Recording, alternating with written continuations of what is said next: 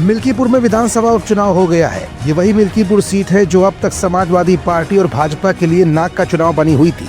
और इसी मिल्कीपुर विधानसभा उपचुनाव से वर्तमान अयोध्या सांसद अवधेश प्रसाद के बेटे अजीत प्रसाद चुनावी मैदान में है, तो वहीं उनके जवाब में भारतीय जनता पार्टी ने चंद्रभानु पासवान को चुनावी मैदान में उतारा था।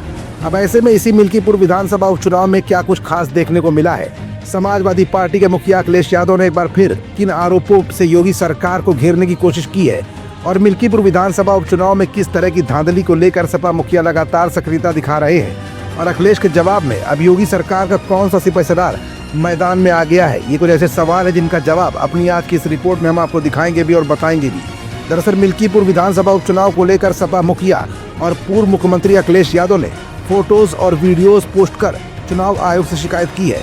हालांकि अखिलेश के पुलिस अधिकारी के आईडी कार्ड चेक करने के आरोप पर अयोध्या पुलिस ने सफाई दी है। सपा के पदाधिकारियों ने मुख्य निर्वाचन अधिकारी से मिलकर शिकायत की है। वहीं बीजेपी ने अखिलेश यादव के आरोपों पर करारा पलटवार कर दिया है। मिल्कीपुर उपचुनाव को लेकर अखिलेश यादव ने कहा कि बीजेपी सरकार के इशारों पर लोकतंत्र और निष्पक्ष चुनाव प्रक्रिया की धज्जियां उड़ाई गई। बीजेपी और प्रशासन ने कई जगहों पर फर्जी वोटिंग की और जमकर धांधली की है। अखिलेश ने कहा कि पुलिस प्रशासन का रवैया अलोकतांत्रिक रहा। बीजेपी ने चुनाव प्रक्रिया को ध्वस्त कर दिया है। वो लोकतंत्र की हत्या करने पर आमादा है। बीजेपी सरकार और प्रशासन ने खुलेआम चुनाव प्रक्रिया का अपहरण कर लिया है। अखिलेश यादव यही नहीं रुके, उन्होंने आगे कहा कि बीजेपी को चुनाव में हार का इतना डर है कि बिना किसी लोकलाज के खुलकर वोटों की लूट की है। मिल्कीपुर चुनाव में पुलिस ने अपने अधिकार और कार्य क्षेत्र से बाहर जाकर सपा के वोटरों को डराने और फर्जी मतदान कराने में कोई भी संकोच नहीं किया।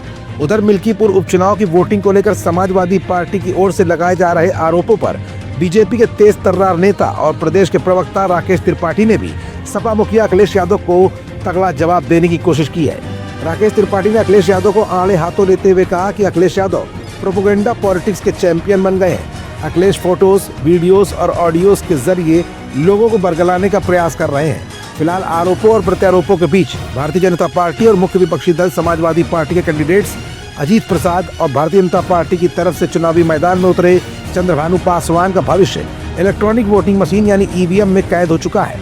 8 तारीख को चुनावी परिणाम के बाद ये साफ हो जाएगा कि अखिलेश के बयानों में कितनी सच्चाई है या फिर भारतीय जनता पार्टी जीत का परचम फहराकर अखिलेश के बयानों पर पूरी तरह से पानी फेर देती है।